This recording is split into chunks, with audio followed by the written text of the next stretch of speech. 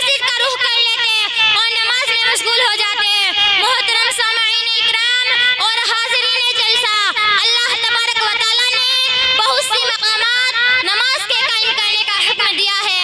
साथ ही साथ एक बात और गोश गुजारू करूँ कि जिससे आपको मालूम होगा कि नमाज की अहमियत किस कदर है और हम अपने फर्ज मनसबी से किस कदर दूर है।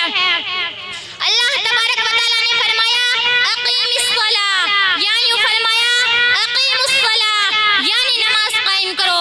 उसका मतलब ये नहीं कि कोई शख्स खुद ब खुद तो नमाज पढ़ लेता है, पांचों वक्त अपनी परेशानी को झुका लेता है, लेकिन दूसरों को तलक़ीन नहीं करता, अपने घर वालों को, अपने बीवी बच्चों को, अपनी मातहत को नमाज के कायम करने का हुक्म नहीं देता।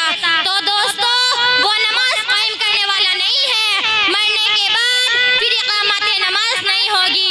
एक हदीस में नबी करीम रसूलुल्लाह सल्लल्लाहु अलैहि वसल्लम ने इरशाद फरमाया युमिनूना बिल गैबि व युक़ीमूनस्सलाह।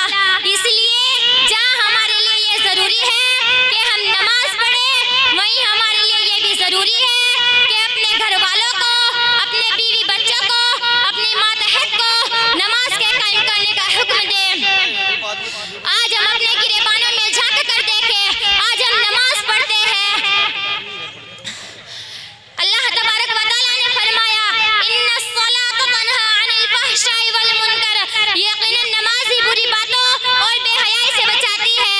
आइए अहद करें कि अल्लाह ताला हम सबको और तमाम मुसलमानों को नमाज की सच्ची तौफीक अता फरमाए। व आखिर दावाना अल्हम्दुलिल्लाहि रब्बिल आलमीन। माशाअल्लाह माशाअल्लाह। देखो भाई